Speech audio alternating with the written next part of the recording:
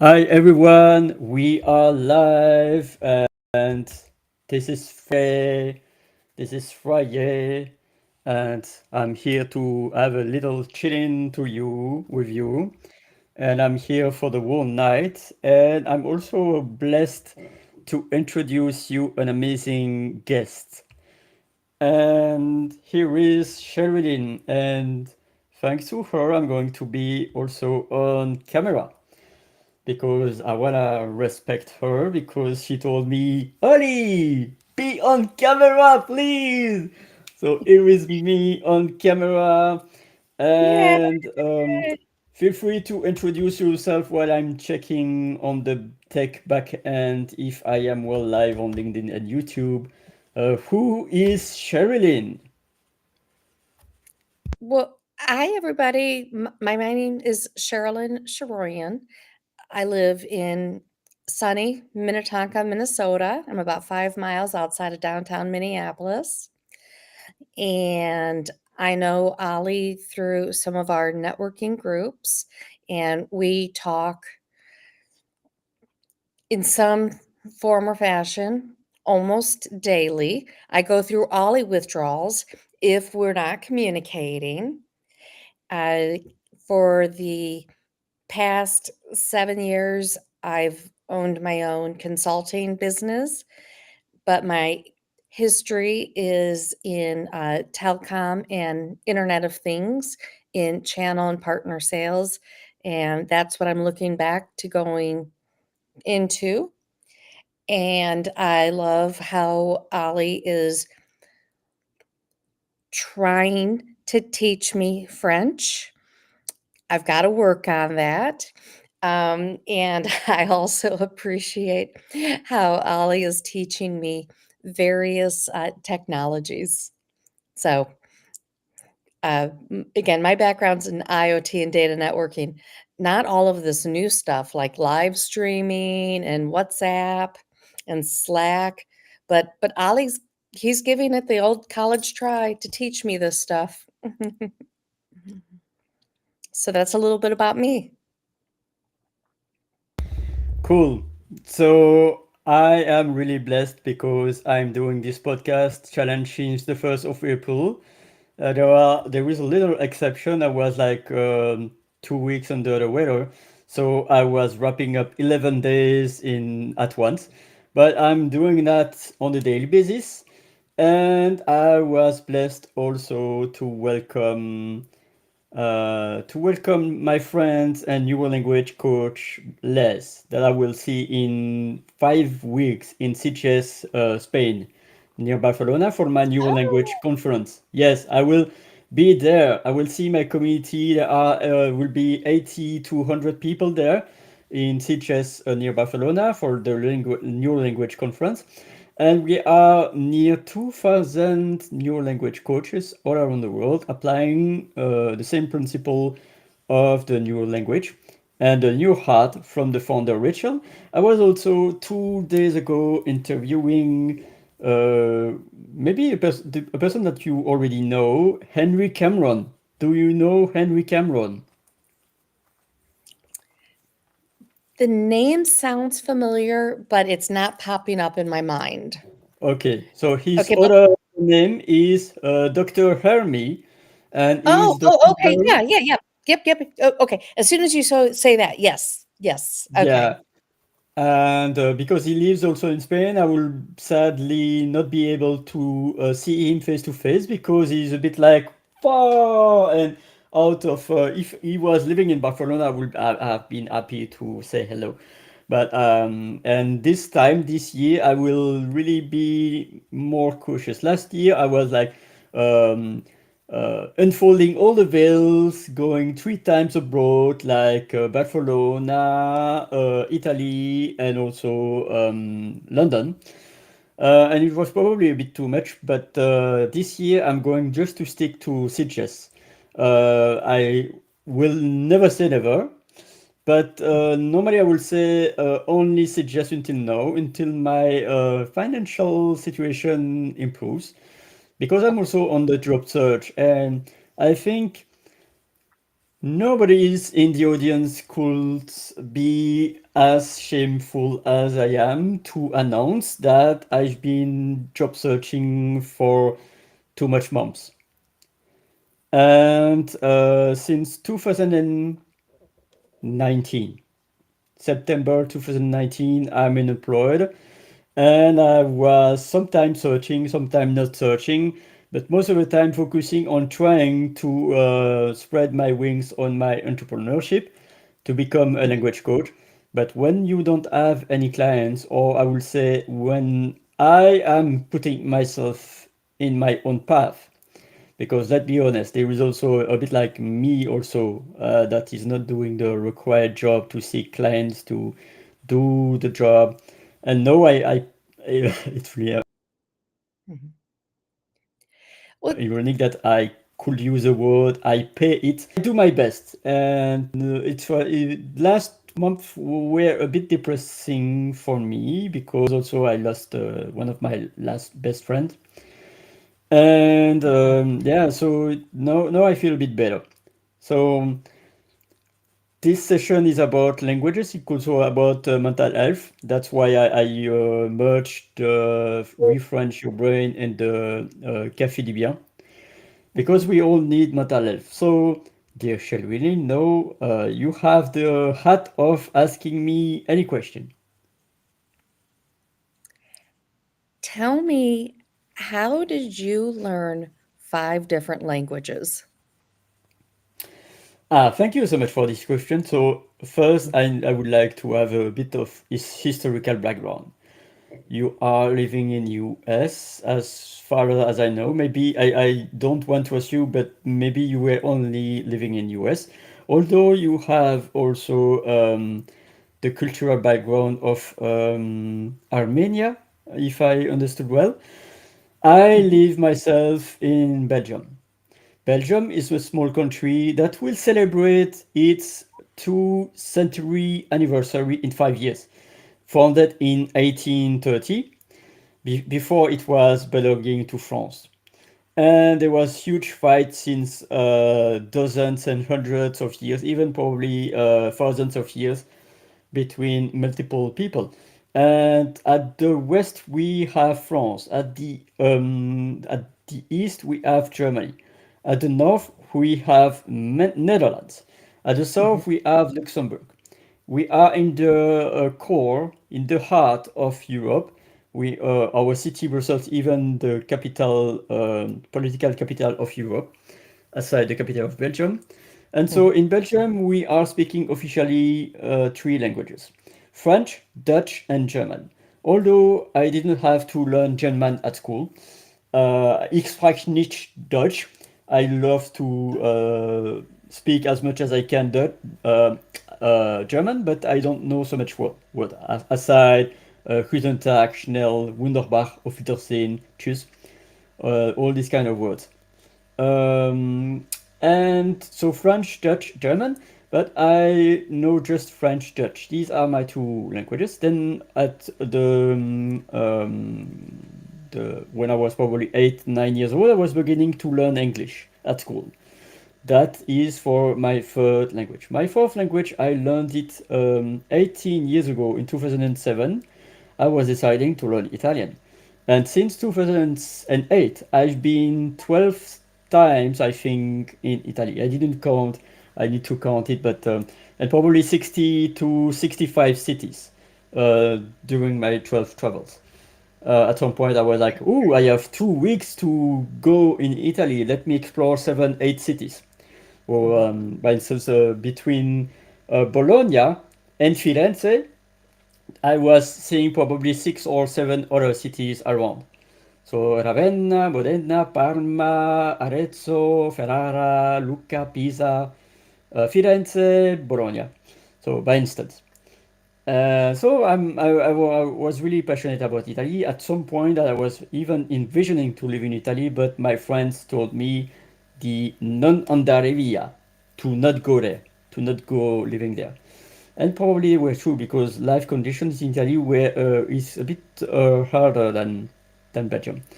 But that's for the fourth language. And the fifth language, I don't speak it really well, but I have the intention to learn it. Mi llamo Olivier. I would like to speak Spanish. So that's it for the Okay. languages. Thank you, Well, Cheryl. don't you also speak Luxembourg? Because didn't No. you mention in Brussels, if you're in the north versus the south, the east or the west, there's Yeah. different dialects, different languages based on the bordering countries? So to be more exhaustive, as you asked the question, there are probably many dialects of French, many dialects of Dutch, and Mhm. many dialects of German. And Luxembourg is a dedicated language, Luxembourgish, but it seems similar to German. So I don't know if it's a language by itself or a dialect of German, but also when we are something that it's really passionate for me is to realize that there is not only one English. The most obvious is okay, yeah, because there is the UK one and the US one, but there is also the Australian one, the New Zealand one, the African one, because also African are speaking English. So there are probably 20 different Englishes all around the world, depending on the location. Indian English also, because Indian was in the past a colony of UK. So there are Mhm. lots of history. For instance, Cabo Verde speaking Spanish. So there might be also a Spanish version in Cabo Verde, Cap Verde. So it's really interesting because even Arabic, there are probably 20 different Arabics. So same with French. In Belgium, we have so the north and the south. The north speaks Dutch, and there are also dialects of Dutch in the north, and the Dutch in the north is probably similar to the Dutch in the Netherlands, but there are some differences, also different accents. Same with the French part, and there is the Wallon, which is a dialect of French. And so Luxembourg is a bit like they speak German and they speak also Luxembourgish. So German is also interesting because there is also Austria that speaks German and Switzerland. I think I told you that when I was in high school, I went to Germany as an exchange student. Hmm. I stayed in Iserlohn, and Hmm. even after I came home, about 6 months later, I went out to Innsbruck, Austria, to go skiing. And to have that back to back, and I took 4 years of German throughout high school, but to have that back to back immersion of the German language, it really helped. I I I was a rough version of the German language, but I could read it, I could write it, I could speak it. Um, I could understand it in a dialogue. I wasn't fluent, but when you live and you're immersed in the the language, you know, all of your waking hours, it's a great way to learn it.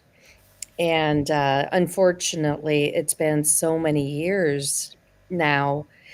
I know that if I even spent a month studying it again, it would all come back. Because, with language, it's just like, your bicep or your quad muscle. Once you use it, it all comes back to memory. It's just your brain's muscle memory. And so that's one of the things that you've um, motivated me to do is to reacquaint myself with how to speak German again, because I know it would just all come back. And, I therefore, I mean, I know, kind of switching gears here, I know since you know how to speak French as your native tongue, you won't have any problem learning how to speak Spanish. It will come very natural to you. It's just a matter of being exposed to the material. Yeah, But and that's I yeah. isn't it called romantic languages? That category is, romantic Mm, language. yeah, and first I want to say hello to my dear friend Henry from YouTube. Like, salut Oli, comment allez-vous? That means in English, hi How are Oli. you? Oh, yeah, that's it. And one thing I would like to say also, that I don't speak so much German, but I would like to say also to you, ich liebe dich, because it's truly what I think when I connect and talk with you, because you are bringing so much insight and question. Of course, for people that doesn't know what ich liebe dich means, it's I love you. So that's really what I think when I connect with you. So it's really also interesting the power of words, because romantic is also a word that is used in synonym about love, but it's like more Rome, and I will say Latin. Spanish, Italian is Latin. French, a bit less. Contains a bit Latin roots, but also Greek words and different languages. So um, yeah, so Italian and Spanish are very interesting. Portuguese a bit like further Latin, but Mhm. some similarities. And so I'm really passionate about languages. So thank you again. Yeah, romance language. Yeah, okay. Thank you, Henry. It's romance languages. Okay, not romantic, it's romance languages. Okay, so, Henry, tell me, what category of languages is German? Because from my understanding, if you once you learn like a language in a certain category, it's that much easier to learn other languages in that category. So is German just considered like a Germanic uh, language? And dramatic, not with a D, not dramatic, but a dramatic language. Is it kind of in its silo by itself? Hmm. Okay, so it is okay. It's just a dramatic language. Okay, okay, that's what I was curious about. Yeah. So feel free to join us. In order to join us, you can join the Restream if you want. I placed the link of my Restream event in my link tree, and my link tree is linktree/French Holly. It's easier for people to join. I update each time. So you are free to join the Restream, or to comment, simply comment on LinkedIn and YouTube. And in Italian, ti amo, indeed. Thank you, LinkedIn user. I can't see who you are, but thank you so much for joining. And also, Henry is sharing that French has been a bit of a black sheep in the Romance language. Yeah, indeed. Or maybe the the red-haired stepchild. Yeah, yeah, indeed. I agree, because French is not easy, I can admit. But no language is easy, because English has also their rules and their exceptions. Germanic languages, yeah. German is from Germanic language. And as I'm not a laboratory dictionary, I was also asking to my favorite AI. And it says that the German language from the Proto-Germanic, which is part of the larger Indo-European language family.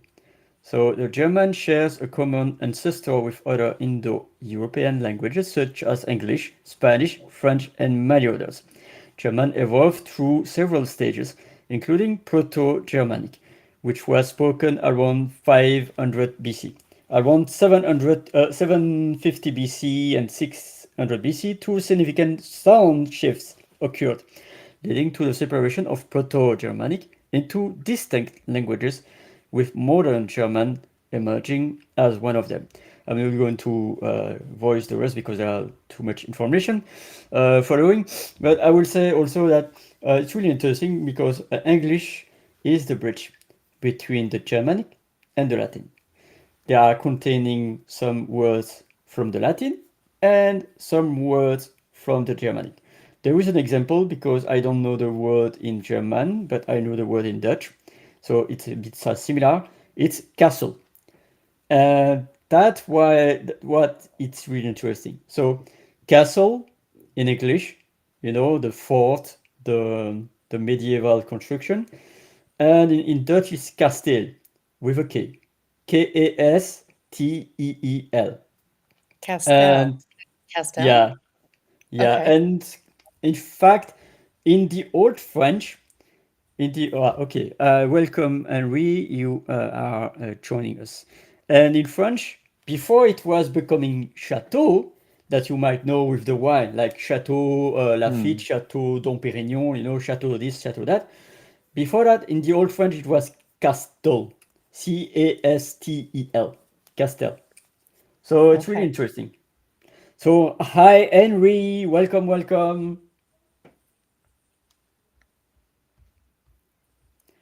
Oh, okay, you cannot hear us. Also, I'm so sorry. Normally, okay, I hear something from you now, but can you hear us?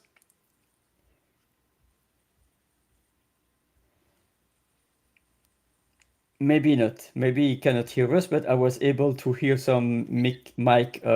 Yeah, Same here. I could hear that also. Yep. Yep. yeah, And uh, breathing. I hear heavy breathing yeah, and mhm, typing. yeah, yeah. He's trying something. So, and by instance, in Italian, it's Castello. So Castello. So Castello. Okay. yeah, so it's very interesting because at some point also German might also share some things with the Latin because Italian is the most near Latin language that exists. So English is the bridge between Latin and German. I did not know that. Thank you. Mm, thank you. And French is a bit indeed the red hair child because it evolved with the time, the dozens and centuries. And chateau, there is a circumflex accent, a caret on top of the A. It's a little hat, the little hat on top of the A. And normally 90% of the time there is the circumflex accent means that there was an S before in the old times because Castel, chateau. There is also another example, hostel, Hostel in Mhm. English, and which is in French hotel, Hotel, and with the chapeau on top of the O. Ah. Um, yeah, same with like host, Mhm. Host, because in French there is hôte, Hote, with like an hôte. Like, okay, so in So that, German, they call yeah, it a umlaut, the two little dots, the umlaut. In French, no, that's the trema. The two little dots is the trema, the two uh-huh. points, and so it's not the hat. The hat is the circumflex accent on top of the word. So what is So let me mhm. What let me share on the caption so that you will know the difference. Donc, I'm going to type it right there, and by instance, I'm going to also in French. That's it. So I am showing that on the below. You Oh, see yeah, it? isn't, the 2 little dots over the I, isn't that the umlaut? Maybe that's the umlaut, but that was not what I was Oh, talking I'm sorry. about at the first hand. Oh, No, it's okay. okay. I was talking about the what I was calling first the circumflex accent, which is the caret. I think in English it's the word carrot. Okay, over the O? That's Exactly. the carrot. Okay, okay. Yeah, in German, I believe, again, I'm pulling from so many years ago of memory in my memory bank here that the 2 little dots Hmm. were called, the umlaut. Yeah. Ah, yeah. Okay. Hmm. And real quick, In French, it's called the trimmer. the trimmer. Okay, okay. So that's just the difference Trimmer. between German and French.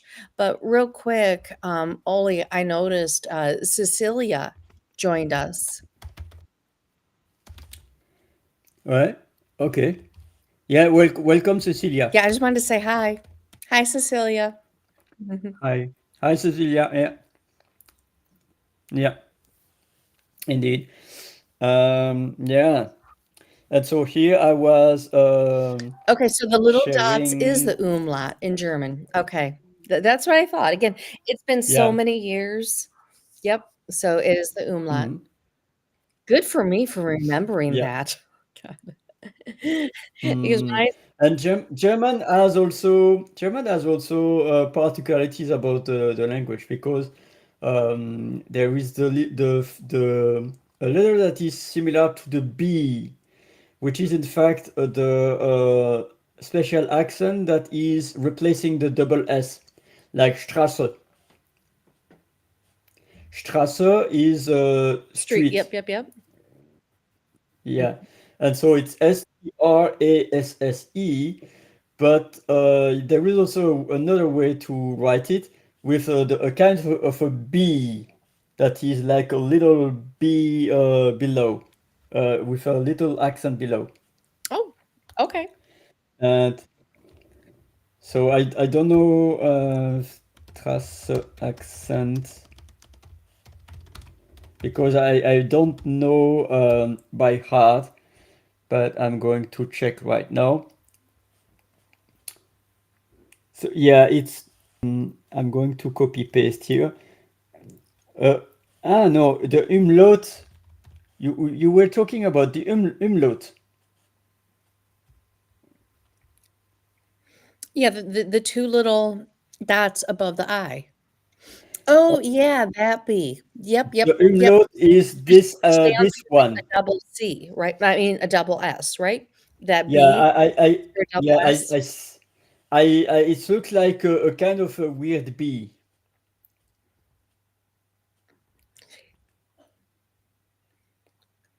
Yes, Strasse. Yeah. Yeah, because if you don't know that, in my side, I would have been first pronouncing Strabe, but it's not Ah, Strabe, because I was saying a kind of a B, but in fact it's the umlaut, and it's replaced by the double S for people that doesn't have the accent, by the way. So it's like there are multiple accents.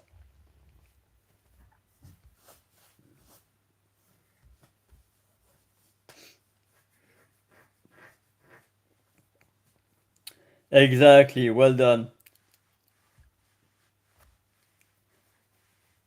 Yeah. So language is really amazing, by the way. So much things to discover, and so I'm also curious to know other languages like the Armenian. I'm also curious about knowing more about the Armenian. yeah, And so, and yeah. I'll say and while I'm Armenian, my, grandpa moved here, to America when he was 5 years old. Mm. And so he was really Americanized when he came here to America. My great grandma even had him change his name because they moved here to America during the Armenian genocide when the Turks were killing the Armenians. And so his name was Casper Sharoyan, but for America to make sure he was safe here, she changed his name on his documents to John Casper Sharoyan. So he just went by John. And because he moved here at such a young age, they did not speak Armenian in the household at all because again they were moving here from a genocide. And so aside from food and Christmas and Easter traditions, they disassociated themselves with Armenia because they did not feel it was safe for them. It took them 3 years just to get my grandpa here, to America, because the Turks kept intercepting the money that my great grandpa was sending to get my grandpa and my great grandma here to America. So, he came here through a very difficult time, and so he just had to Americanize himself as much as possible. So, unfortunately, and it's truly unfortunate that I don't know any Armenian, l vocabulary at all because we had to downplay the fact that my grandpa was Armenian. Obviously things have changed. That was can you believe it? It's now been 106 years since the, Armenian genocide. It's hard to believe it's been 106 years, but because my grandpa just had to be his my great-grandparents had to make sure he was safe, Mm. he did not even teach my dad any Armenian. No. And Mm. aside from traditions, but not the language. Mm. Thank you so much for sharing such vulnerable shares. And I have a question for you. Would you like to discover Armenian language? I'd love to. Absolutely. Mm. Yeah, because I mean, I'm Armenian. If you can learn it, Ollie, and then teach me, or if you can, you know, tell me the resources. I think like Babbel is an app to learn how to uh, speak other languages. Yeah, but oh, you've got a message. Oh, well, thank you. Thank you, Henry. I appreciate that. It growing up, I mean, it was unfortunate that my grandpa had to move his main name to his middle name just so that he would appear to be more Americanized. It's unfortunate, but as we know, it it is what it is. Um, Mm. but thank you, Henry. Mm. Well, I have a gift for you because, of course, it's all about intention and the time that you can use. So there is so much resources right now. For instance, there is a share that I can share to you right now. This video, for instance. Let's learn basic tastes in So Armenian. here, Katsu, spicy, no, there is no sound. tatu, sour, Do I have the sound? Yeah. aghi, salty, kartzer, sweet, dar, bitter. Let's learn basic tastes in Armenian. Katsu, spicy, tatu, sour, aghi, salty, kartzer, sweet, dar, bitter. Let's learn basic tastes in Armenian. Katsu, spicy, tatu, So there are many sour, occasions to discover the culture. Trying Armenian food for the first time ever. Eating my way through the alphabet one country at a time starting with letter A. I think you Kim can also Kardashian have is the many, most famous Armenian. hats First time I'm the trying food Michelin when you are recommended discovering Armenian the food. food and the Talin is an culture Armenian restaurant of, named after the owner's Armenia. late mother. When I Maybe tasted I the food can't here, I hear felt you like I was because in of the her home video. at her kitchen. Yeah, I'm so sorry. I'm going to Okay, unshare myself then. okay. Okay. Yeah, but it's just to let you know that it's YouTube learning tasty Armenian. You can also discover the food. Yeah. It's really amazing. Yeah. I mean, and that was like the only part that my family held on to were the traditions. And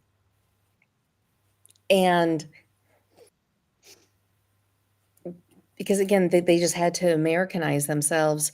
But isn't Babbel an app that can help teach you another language? Is that like the app Well, that you would recommend? I don't know. I would recommend rather to use radio or like you can use an app, of course. There are many apps out there. It's also interaction. I truly believe that interacting with true human beings is also a nice way because you can have online table of conversation or even sharing with someone some languages. So, for instance, I can give you some nuggets about French, and you can give me some nuggets about English or about any other language. So it's really by interacting with people. There are apps are good. I understand, and interacting with people is also amazing. We have millions and millions of possibilities to connect with people through Zoom, Go Brunch, Google Meet, Teams, whatever the platform that you are using. Well, and isn't it interesting? Excuse me, cough there. Growing up in California, we had a lot of Armenians in the Fresno area, which is in the middle of the state, and in SoCal, Southern California. But here in Minnesota, I think I've maybe met one Armenian here in Minnesota. Not many. Oh, Oh, wow. yeah, it's just not a popular nationality, but it's interesting that so many gravitated towards California. And again, I was raised in Northern California, and Fresno was in the middle of the state, and it was almost like from Fresno down is where you had major populations of Armenians, not so much in Northern California. And here in Minnesota, when I'll say, "Yeah, I'm Armenian," and they'll say, "Oh, are you related to Kim Kardashian?" And it's Uh, like, no, there's more than one Armenian yeah, of versus course. Kim Kardashian.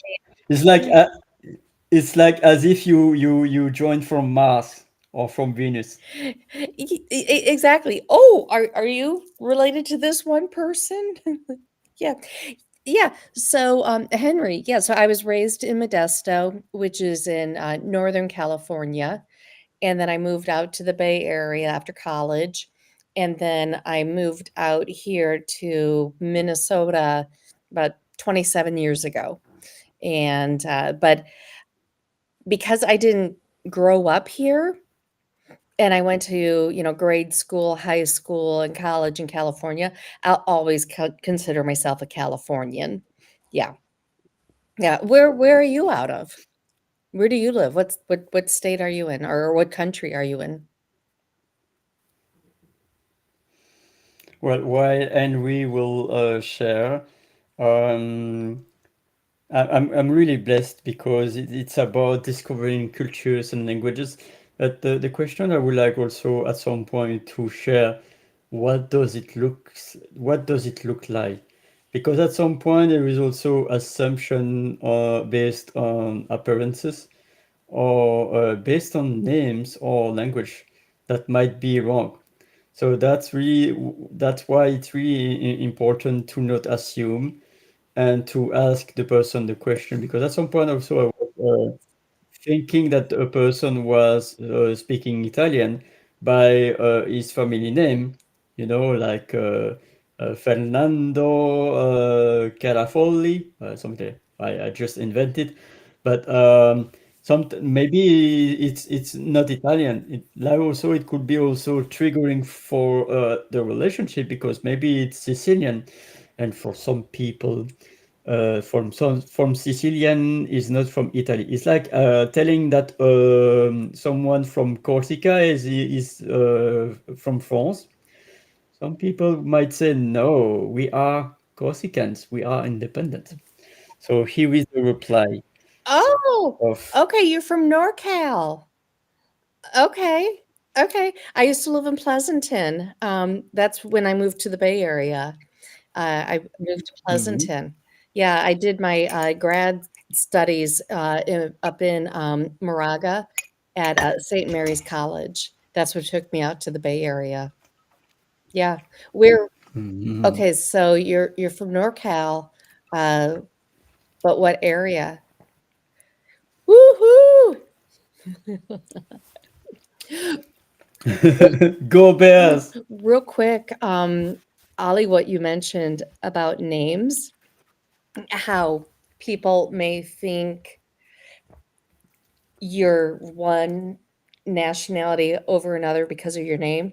Okay, so my youngest kitty cat, her name is Bella. Now, what does Bella mean?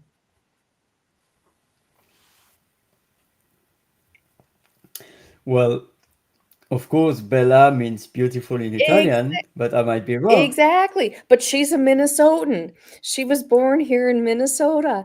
So even though her name is Mhm. Bella, you can't think, "Oh, well, she must be Italian." No, she's just beautiful, and so that's why I picked that name for her. Yeah, and also I was recalling some parents' family naming their child Yahoo or Google. That might be terrible. Or if you called them X. Oh, from the North Coast, like, so you got the joke when I said X, if you call them X. Okay, so like Santa Rosa area or further like up north in Oregon, Henry, when you say the North Coast, Mhm. Washington State.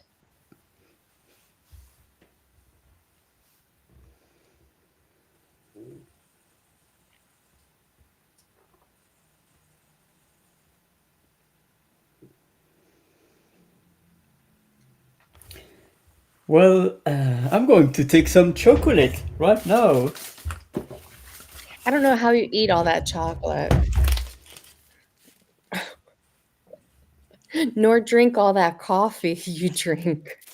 Yeah, I think today I drank 4 cups. 3 to 4 cups. Okay, that's not that bad.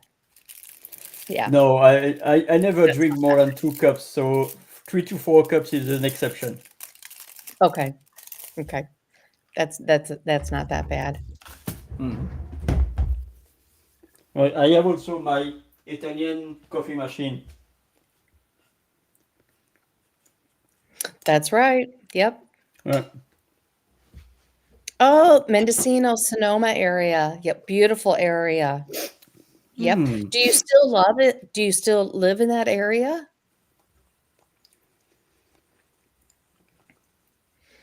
I love the trees in the Mendocino area. I love the wine in the Sonoma area. My dad, he still lives in Davis, California. So he's been out there. God, when did we move out to California? About 82. Yeah. But my parents divorced, and so, I went down to Modesto, but my dad's still in Davis, California.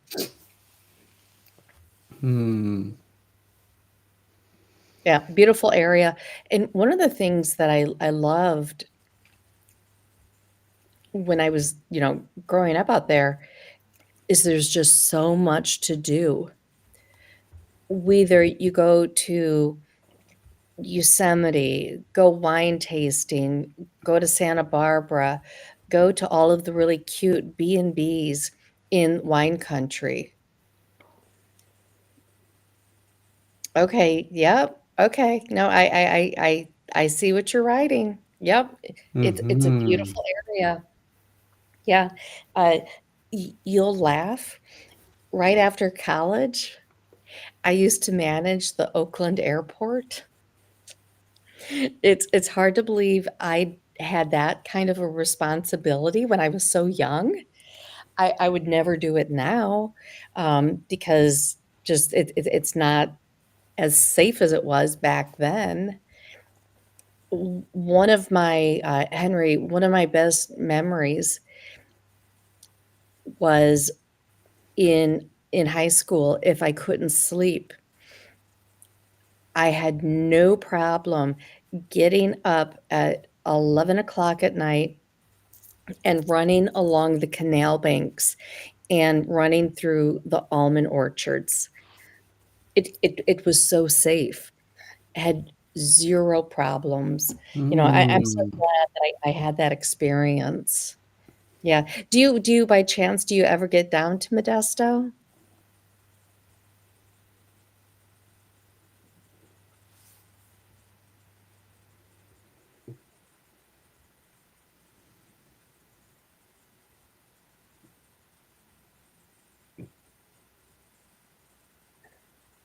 Because we used to do, like, concerts in the park every Thursday night, and every Friday and Saturday night, we would do what was called, graffiti night.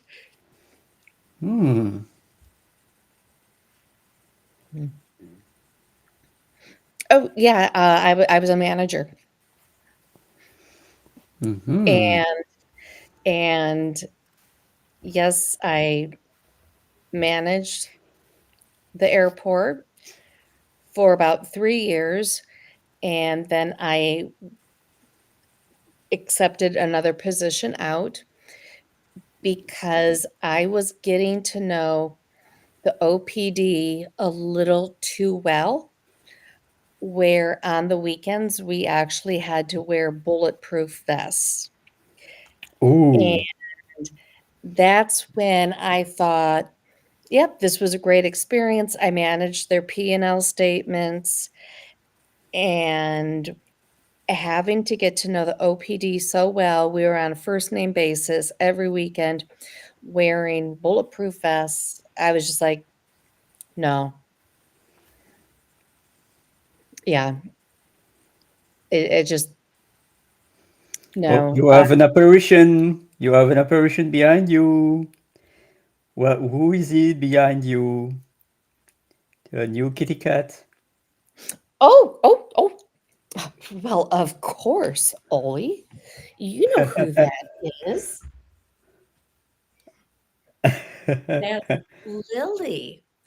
And Ah, she just wants her treats. And that's where I stash her treats.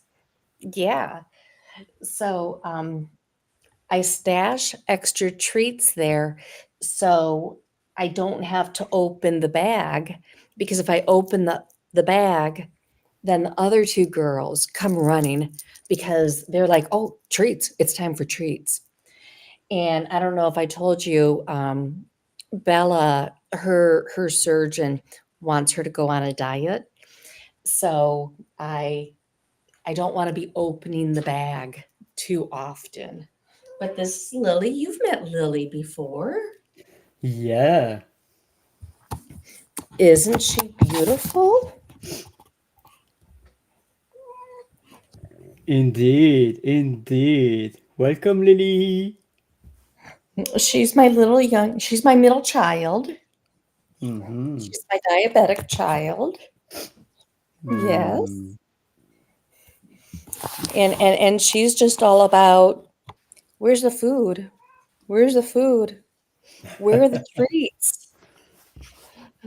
Um, yeah. Mm. But okay, no. Okay, what did Henry write? Okay, so you go to Tulare County. Yeah, the world's changed out there.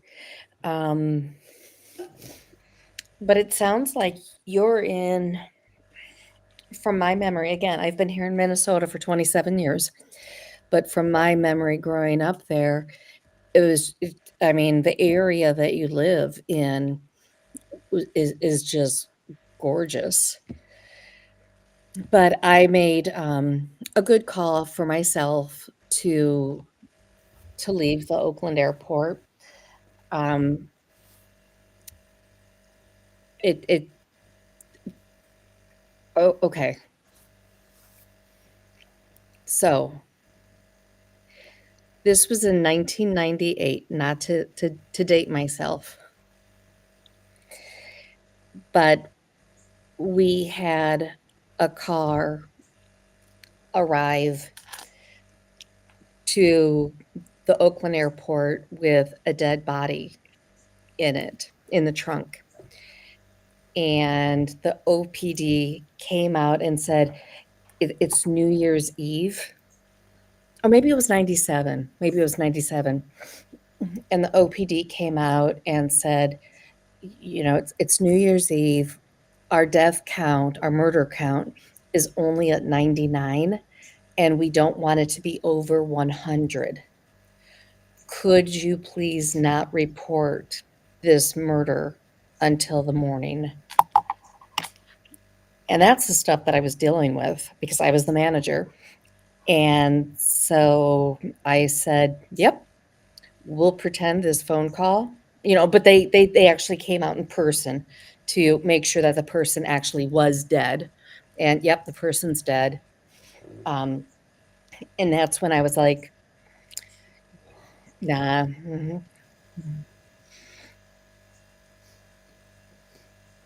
Mm. Wow, Sonoma County is up to 475. Wow. Yeah. Wow. It's grown. I don't even know what the population of Modesto is any longer. I'm just glad I grew up there when I did.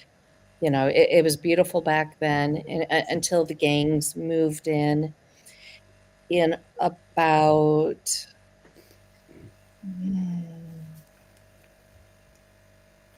92, 93.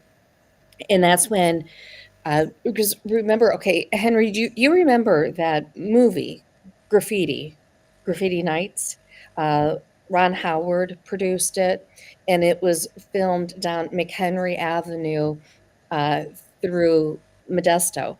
And that's why every uh, Friday and Saturday evening, everybody would come out with their picnics, their lawn chairs, and their blankets and watch all the classic cars drive by.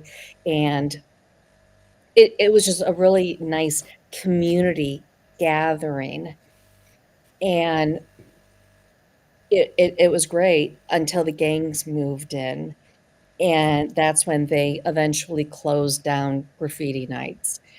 And I do believe the movie was called, I think it was called Graffiti Nights or Graffiti Night, but it was based in Modesto. And if I recall correctly, Ron Howard, either he directed it or he starred in it. And it was a huge boost for Modesto's economy. Huge. Yeah, but that night when the OPD came out and said, "Don't report this murder until Mm. tomorrow because we wanna keep our murder rate below 100 for this year," that's when I'm like, "Alrighty, I think I'm gonna start looking for another job." Yeah, I think Mm. Yeah, I think yeah.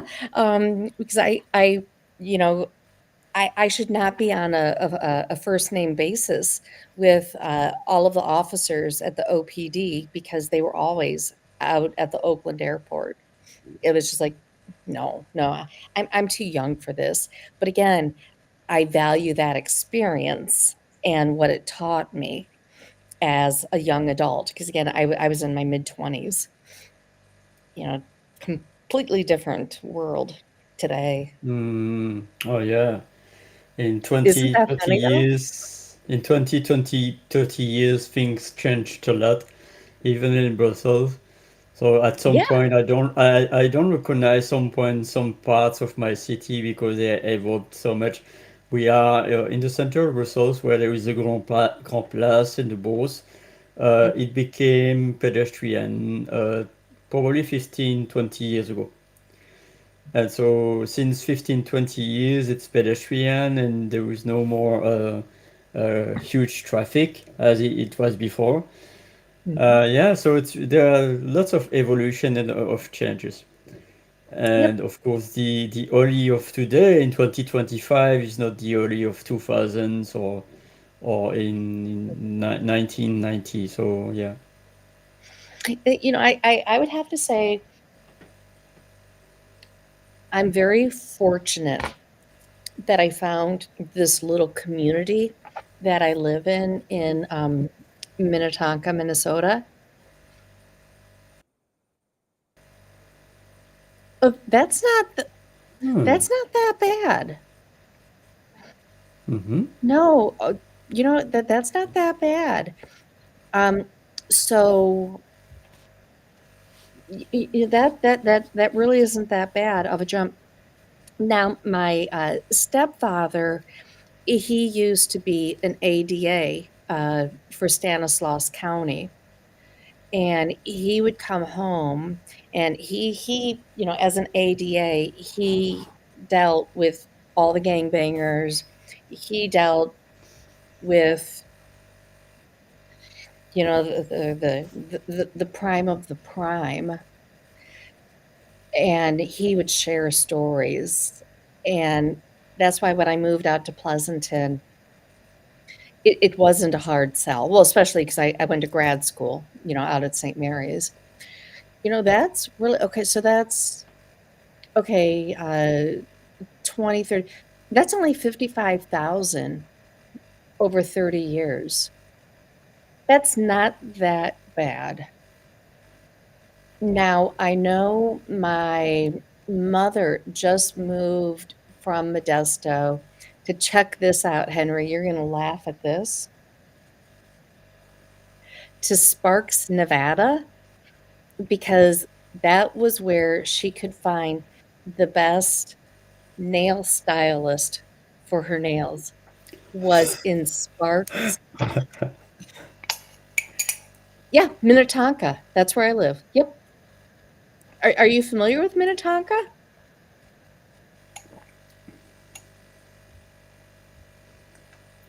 Yeah. Well, it's quite funny. It's kind of funny that she moved just because of the nails Yeah, exactly. specialist. Because she did not feel that anybody in Northern California could do her nails as well as they could in Sparks, Nevada. So just in the past 9 months, she and her husband retired from Stanislaus County. And for my mother, getting her nails done right was the most important thing. I don't know. Um, so no, Henry, you have to tell me, are you familiar with Minnetonka?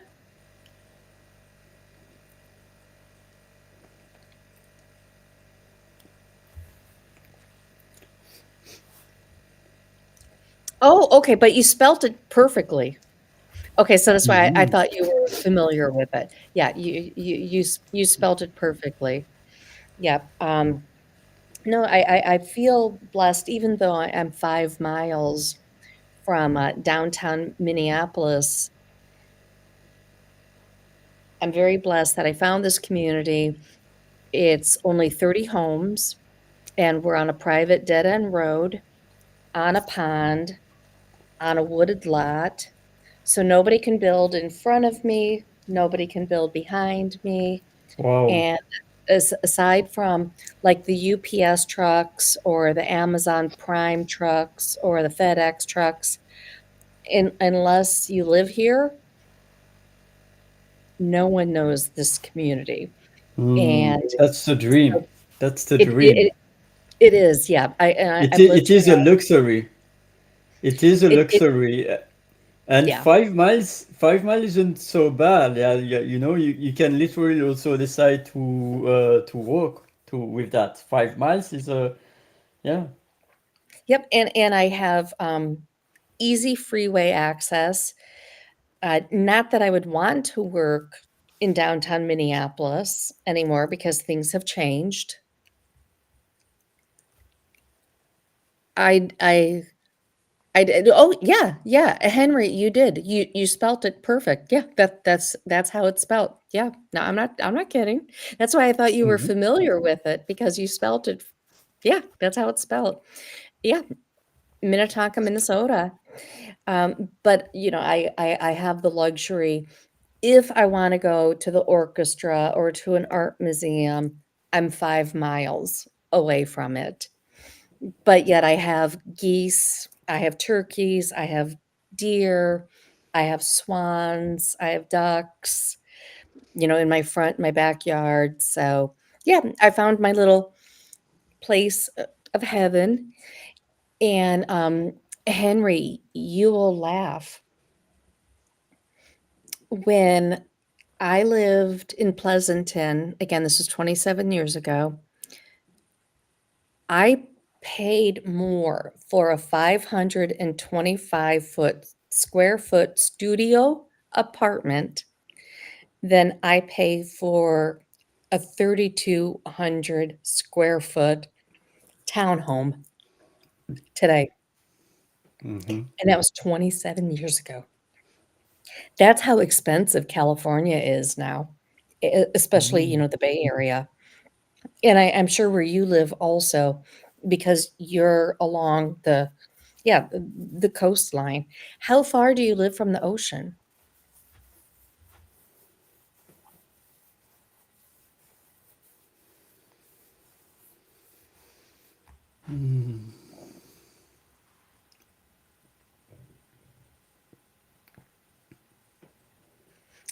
And do you get out to any of the vineyards?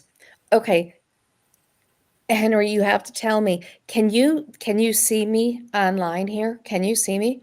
Because I'm gonna pull something out of my closet that's going to make you totally laugh if you can see me. I'm Y happy to see that too. Okay. Henry, let us know.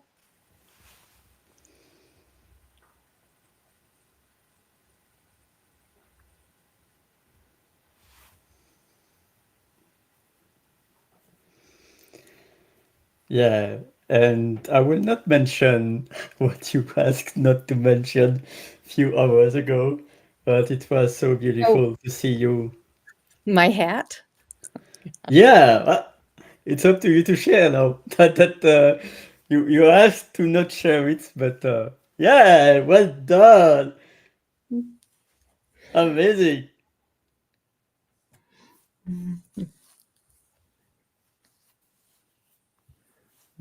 Okay, Mm, so you can see me. Okay. Okay, so yeah, Ollie and I were on a Teams call earlier this afternoon, and they're all about having funny hats. mhm. And I had to pull out this hat, and I just said, no one take a picture of me in this hat. And I was a couple of years ago, I was going to go to a polo tournament. And so I purchased this hat to wear. Um, okay, so this was my funny hat. But Henry, okay, now that I know you can see me, let me pull Yeah, this. and he loves it. He loves it.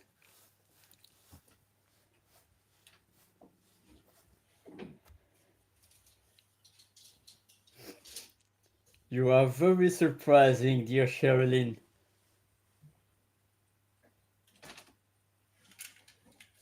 So, Henry, Oh, this is one of my aprons. oh, Silver oak Cabernet. So I know wow. you coming from the area that you live in, you would appreciate an apron like this. Mhm, Anytime, here, anytime you cook Italian food, mhm. you have to wear it. And it says on the top, life is a Cabernet, Silver Oak Cellars, Cabernet Sauvignon Blanc. So Mm. I thought you would appreciate this, Henry. In all cases, I do. Sono veramente felice. I'm sorry, I walked away for a moment. Pardon? Yeah, in all cases, I love it, what you share. And mi piace tanto. Sono veramente felice. So Henry's probably thinking that Ollie and I had this planned. No, we didn't. This was all impromptu. Yeah, Yeah. exactly. Because I mean, this was all. I was going to organize it anyway an hour ago and 8 minutes, but I was not imagining that Sherilyn would join me, and even that she will share her beautiful smile with her hat. So that's what I would like to tell the audience. How Sherilyn is amazing and fantastic. Oh, thank you very much. Let's just say I have a good sense of humor. Of course, we need that in this world. We need that. And he Oh, says so that, where where where yeah. where where did I get the apron? I got it at the winery. Yeah, Hmm. back from when I lived there. It makes sense. Yep. It makes sense. Yeah. Oh, that is the best Cabernet. I mean, it's amazing how expensive it is these days. Mhm. But for a special occasion, a special occasion, silver oak is silver oak. There's a standard. They set the standard. Yeah, yeah. And Henry, you don't even want me to go through my wine glasses with you, with all of the wine glasses with the emblems and the logos from all of the vineyards from Napa and the Sonoma side. So I have a question. Which is your favorite side, the Napa or the Sonoma side? Hmm. And while we are waiting for his reply, do you have a question for me? Hmm. Oh, do I have a question for you? Yeah.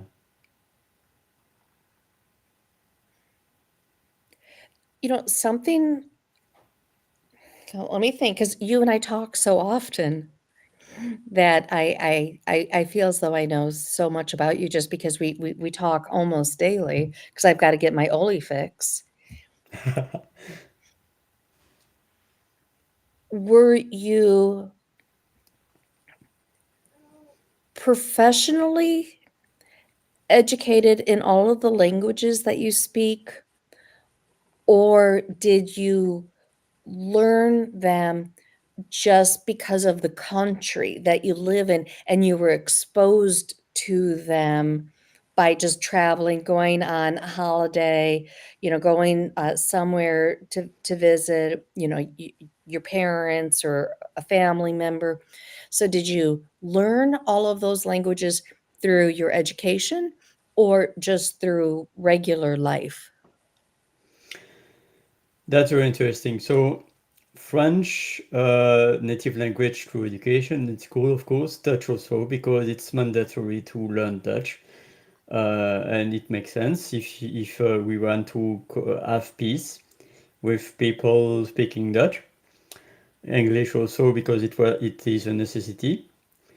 And Okay. Italian, it was 17 years ago, and it was my dad told me that he might have a job for me if I learn Italian. After that, I didn't have any news from the job, but I was so in love with Italian that I continued, and I was then practicing Italian. What a blessing is that in Brussels there are dozens and hundreds of different cultures and languages. So I don't need to be in Italy, in Portugal, in Spain to learn and practice language. I can literally make 100 or 200 meters and learn the language of my choice. And why do I do that? It's to connect with people. The only language I have difficulty, and probably based on the trauma, is Dutch because probably at school I was not having a good Dutch teacher. That's my explanation. But aside that, I'm really happy to learn a language, and it can make efforts. Like ik kan, ik kan Nederlands spreken. Het is niet mijn lievelingstaal, maar ik kan inspanningen doen. That means I can speak Dutch. It's not my favorite language, but I can make efforts. So that's it. And it's more like for pleasure and leisure. One day it could be for professional reasons, but until Mhm. now it's really to have fun and to enjoy to connect with human beings. Okay. And is that why you want to learn how to speak Spanish also? Is to make the connections? Yes, also, and because I want to stretch myself and to make my brain a favor.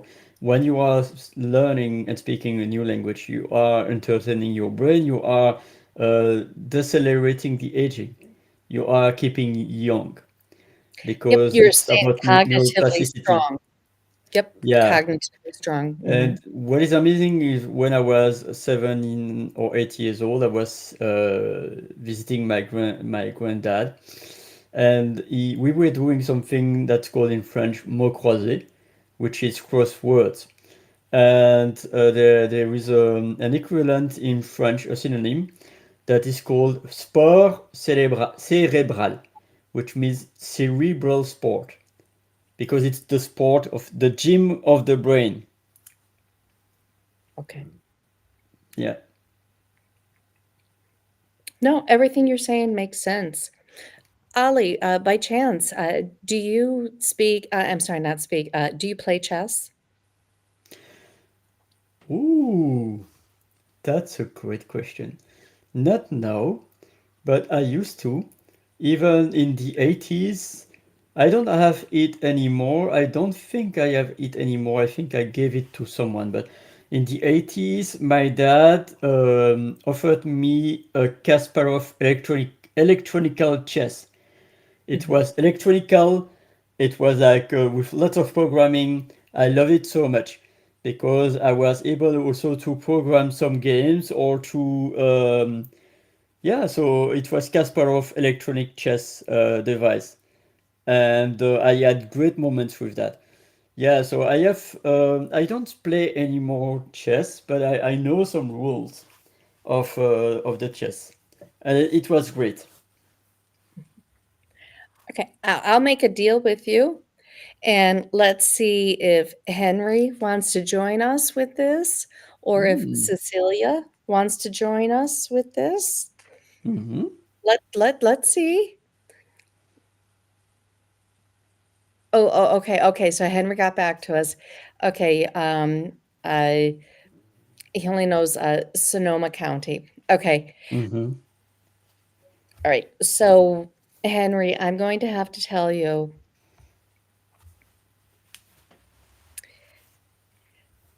that this is the best way for me to put it, okay? Napa is the high school version of wine tasting and vineyards. Sonoma is the graduate school of vineyards and wine tasting.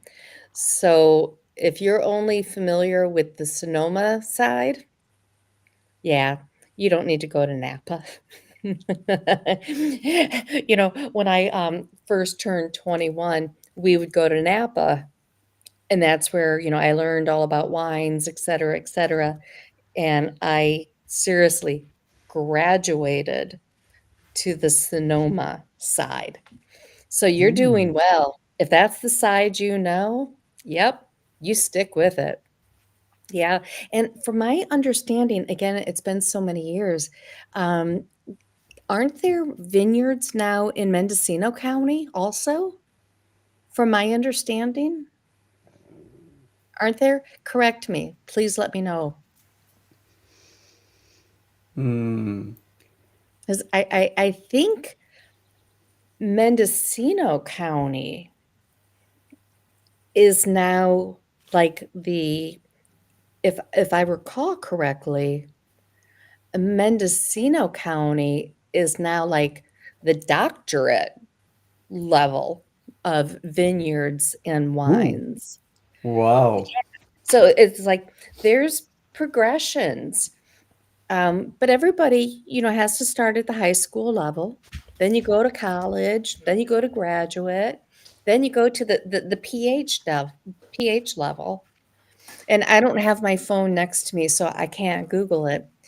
But from my understanding, Henry, correct me if I'm wrong. I thought that Mendocino has more like uh, boutique wineries, smaller. Oh, okay. Oh. Oh, I like this. Oh, the scandalous nature of this comment. Yeah, because that was my understanding, you know. So at Mendocino, yeah, you're at the PhD level of the vineyards in but again, it's been so many years.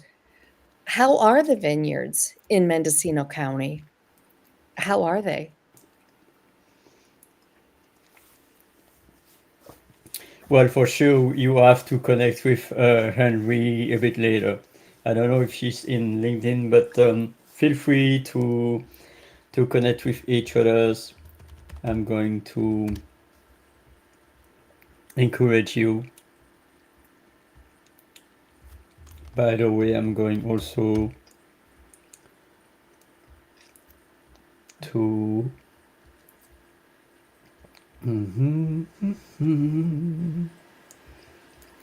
to show to the audience where to find you.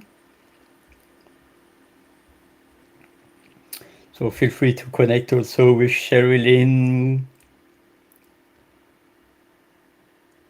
Loving your profile, by the way. Justin did Thank you. a great job. Thank you very much. Mm, I appreciate the feedback. with joy.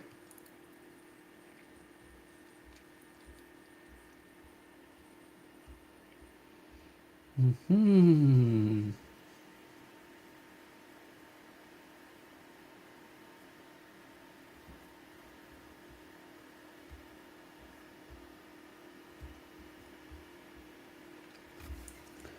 Yeah, so there are vineyards everywhere, and of course, there are regions in France, in Italy, in Spain that are really renowned about vineyards.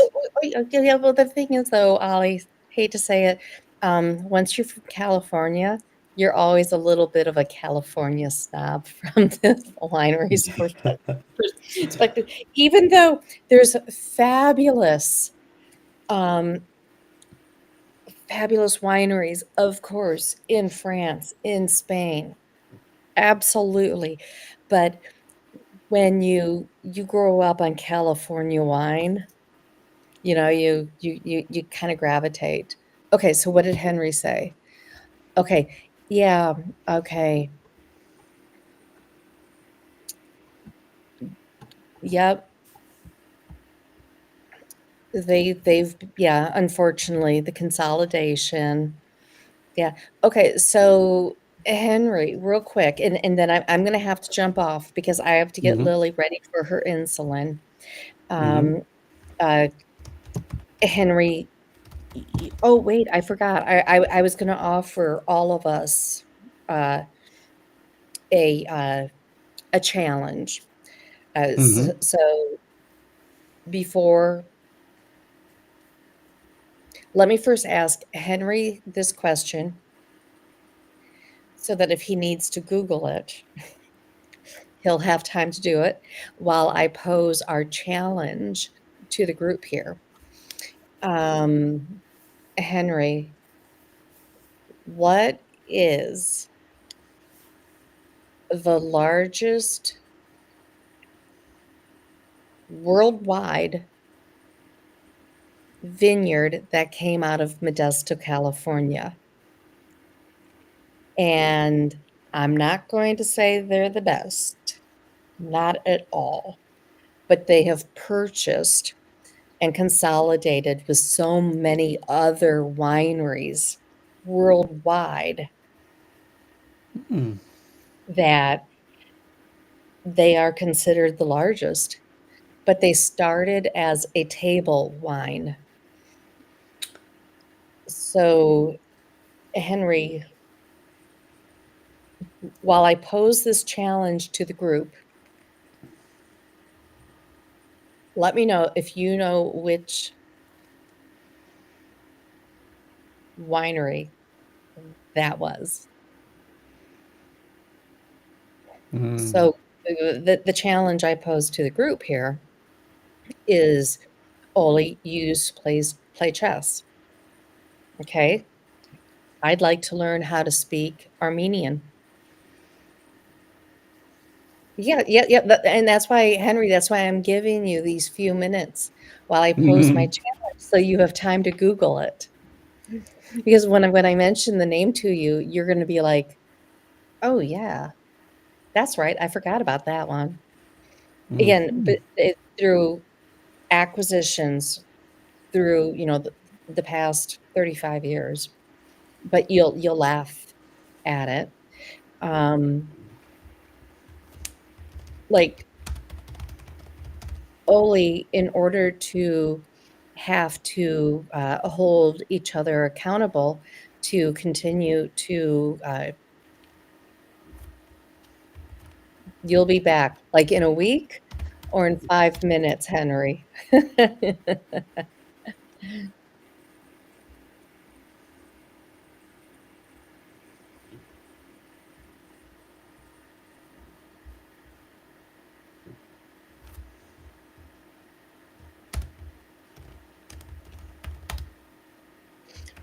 Oli, since this is your room, this is my first time, here with you. Mhm. I'll let you put together some ways that we can challenge ourselves as far as you reintroducing yourself to chess, Mhm.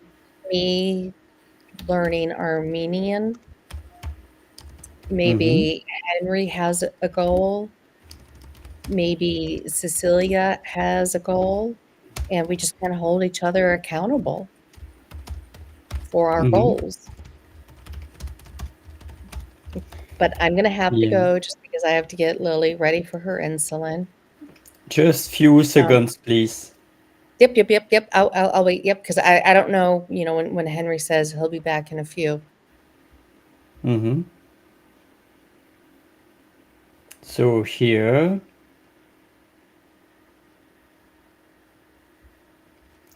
is some vocabulary in French about the chess.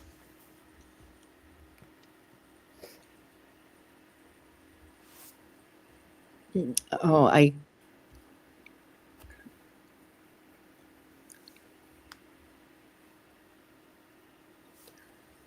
don't know how to speak that. Of course, that's why I A can ca pronounce it. cavalier, a bishop is a foe, a rook is a tour, queen is a dame. So let me pronounce it in French.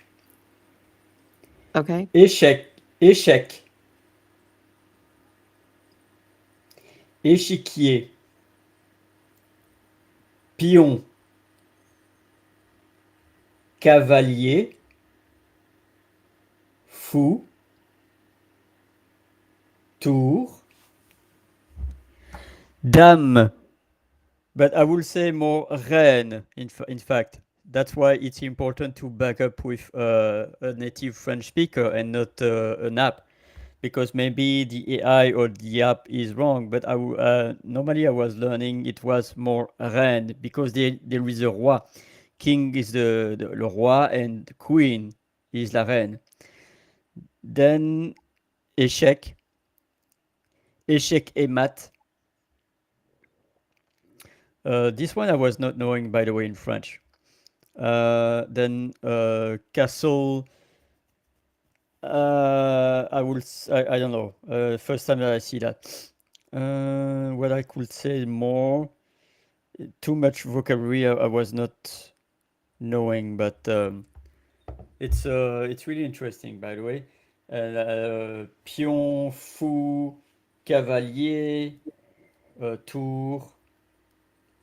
Yeah, so it's really in échec et mat. And there are also some moves. I recall the moves in the chess where you are having uh, the pion in diagonal, and you can move a special move on the diagonal of the they are not like that but like that, so Diagonal? it's yeah, I think there are some moves interesting.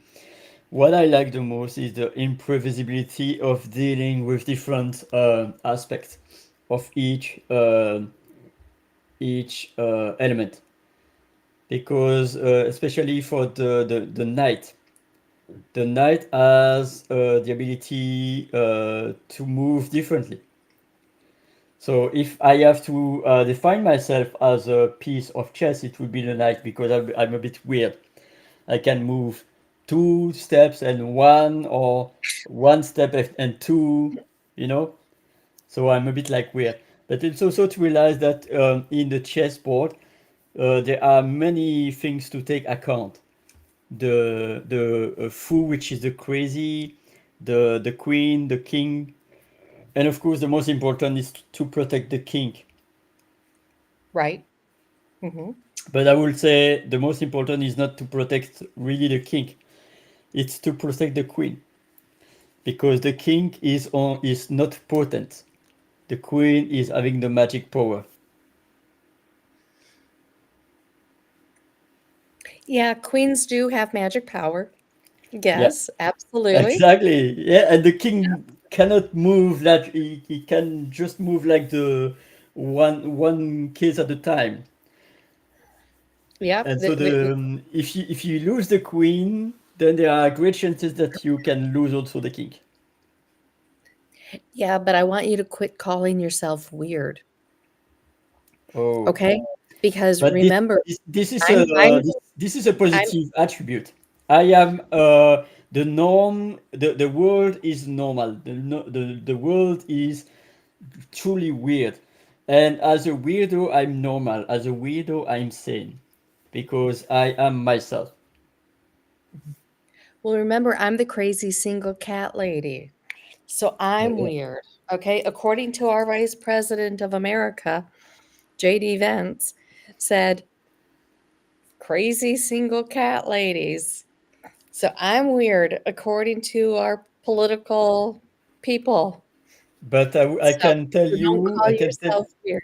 Mm. I will, I continue because nobody will be able to not tell me what, because it's a blessing that I'm weird, by the way, and that you are not a cat astroph or a cat aclism.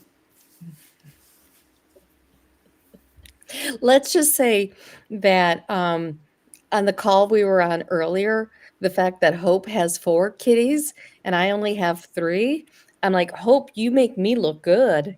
You know? I only have 3, you know? Yeah. So, yeah, I do need to go. Thank you for inviting me, to your platform tonight. I appreciate it. I've had a lot of fun and, some good dialogue, some good conversations. When Henry comes back, the answer to the question I posed to him, you know what? I'm gonna hold off on the answer until the next time he and I connect. Yes. I'm not gonna tell him the answer. Nope, because he would never believe the answer. But I lived there, my mother worked there, I grew up miles from there, so I know the answer. So he's gonna have to connect with me on LinkedIn, and once we connect, I'll give him the answer to the Hmm. question. And before you depart, I have a quick question for you Yeah. because it Mhm. could be also Ollie presents Sherilyn session because at the end you were also talking about your life and yourself. I wish you decades and decades of amazing life, but imagine that tomorrow is your last day. What is your departing message to the audience?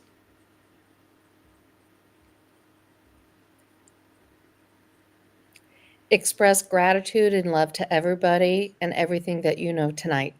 If tomorrow's my last day, then that means tonight's my last night, which means sit out on the deck and enjoy the sunset, enjoy the sunrise, enjoy the wildlife around you.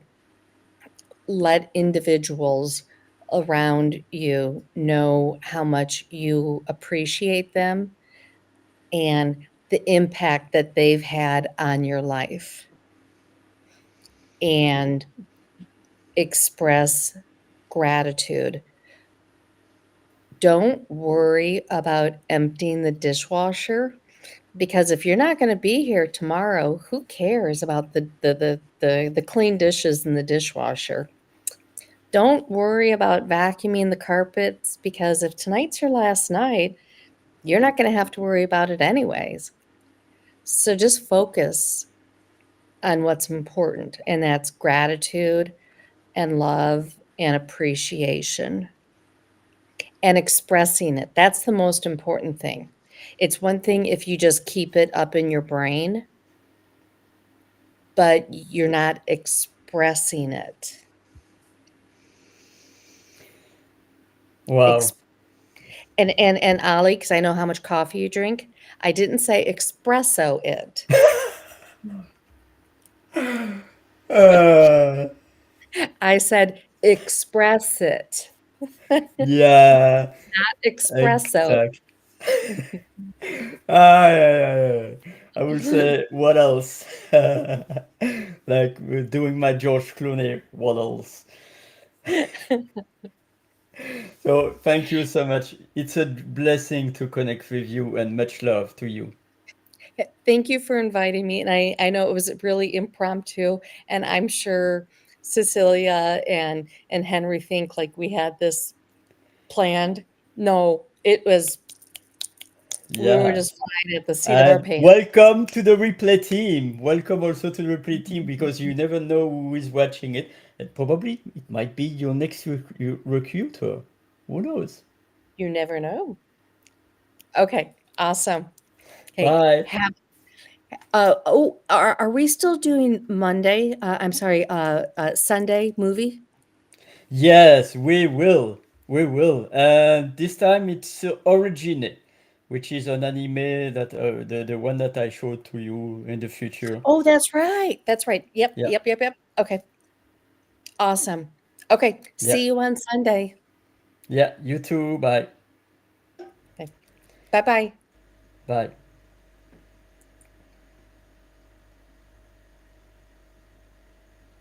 So thank you so much, Sherilyn, for joining, and thank you everyone, the replay team, for also joining. Thank you, Cecilia, and Henry. I'm going to also check. Yeah, sorry. Thank you, Cecilia Di Piero. Grazie mille per connettare. Cecilia Di Piero di I'm just going to check. Yeah, Firenze, Italy. It's a bit late also in our time. It's 1 a.m. 24 for both of us. So grazie mille Cecilia, è veramente un piacere di vedere le tue messaggi. Buona fine di settimana. Mi piace tanto di parlare la lingua italiana. And sorry everyone if you were not understanding. I was making the message in Italian to Cecilia. And thank you, Henry, also. I don't know when you will be back, but I think I'm going to end the session in 3 minutes anyway. And thank you also with the replay team. So my next steps. So there is prego. There is tomorrow the for the Go Branch community what I call the Expo Jama Party. It's the World Building Expo events that I'm doing before between the World Building Expo, so that where we can connecting with Go Branchers. Buonanotte, buon fine settimana, thank you, Cecilia. And so that's for Saturday. There is also the Saturday movie matinee with Henry Cameron. And this will be a crazy time because there is 2 times 2 hours, like a 4 hours movie. That's a bit crazy. It's a long movie about the Ten Commandments in order of the Passover. On the Sunday, there will also be the fourth heart from Henry Cameron, and I'm going also to be on nature. And Sunday evening my time, which is 8 p.m. CET, European time, which is 2 p.m. EST, 11 a.m. PST, so 2 p.m. EST. 1 p.m. Central Time. I'm going to screen in my room, Go Brunch room, the movie. And Monday, my FIG group, French Igniters group, and I'm going to announce also my membership. So, in fact, I can tell more and more about the story of CafeDuBien, but I was telling that in the previous session. I know that our time is a bit like limited. But for the next generation, I would like to say, keep shining, do your best, show as you are, don't wait before you are perfect. There will never be perfect time. There will be never be uh, the perfect moment. The perfect moment is now. The past you cannot change anymore. The future is not there anymore. So why would we have regrets about something that we cannot change? And why would be fearful or worrying about something that is not yet there? Um, it's about what is in our control right now. And bring your voice, bring your heart, stay yourself. And today was also moved because yesterday was the ruling of a law in UK, and I felt like wow, it was really hard for some UK people living in UK, and they are different.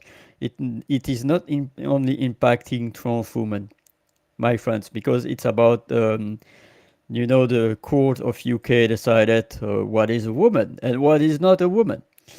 And it would be like more harming for trans women, but not only for trans women. It's also harming every layer of the population. People with disabilities, people with autism and neurodivergent traits, people of color. We need to be supporting every every people, every human being that are aiming to be different from the norm. I am connected with God and Jesus, and at the same time, I am connected with humans and with people that are not identifying themselves as a male or female. What does it look like to be male? What does it look like to be female? Why not we can be ourselves no matter what? There are things that are appearing that you cannot hide, and there are things that you can hide. Who could imagine that I am disabled? It doesn't look like I am disabled because I can walk, but I don't see in my right eye except the light and the shadow. I don't really, if my left eye is not anymore seeing, I am blind. So it's my friends, keep being human, keep being yourself, and keep shining. Thank you again, Henry. Thank you, Cecilia. I think I missed Sherilyn, so feel free to watch the replay. She told that she will not she is not giving the answer. She will give you the answer when you connect with her. So feel free to connect with her on LinkedIn. I can also, if you send me a DM on, I don't know if you can DM me on YouTube or not, but if you send me a DM or an email, olivier@frenchwally.com, I can also give you her details if she chooses so, of course, but she expressed the intention to connect with you, so I will. Aside that, my friends, keep shining, and this, my friends, is keeping me afloat. You don't know my life. I'm not dramatizing because I have shelter, I have a roof over my head, I have food on my table. Yet at the same time, I'm a bit struggling right now financially. And I would like to invite you to buy me a coffee to support me, 1, 5, 10 plus dollars, any kind of amount. And I'm going to next week announce my membership, my language membership, and to bring some juice about languages. Languages are the way for us to communicate. And it has been centuries, thousands of years, even probably a million years, because every animal, every living being is communicating by any mean, whatever it's about the sound, the visuals, the chemicals, the senses, the smell, the touch. Every living being is communicating, and we human beings are communicating verbally, like 7 to 10% are verbal. Also the paraverbal with the intonation, the sound, the voice, and 90% plus are non-verbal. That are not, could be visual, could be emails, anything. So my friends, I am passionate about language since many years. It's only 5 years that I'm beginning that. So keep shining. I'm going to end this session right now, and tomorrow is another day. Today is a blessing. I am blessed to have connected today with Sherwin, with Danesh from his accountability job search group. I am also blessed that in 2 hours, no, in 90 minutes, I will attend the session of a session organized by Margaret and Curtis. I'm also connected today to have joined the brunch and bros buffet from RJ and Jamie, browsing some rooms, and also attending the trans allyship room session from Jay Sabini and Jen. It was really necessary. And that's it. Thank you so much for your time. I'm going to end the room and keep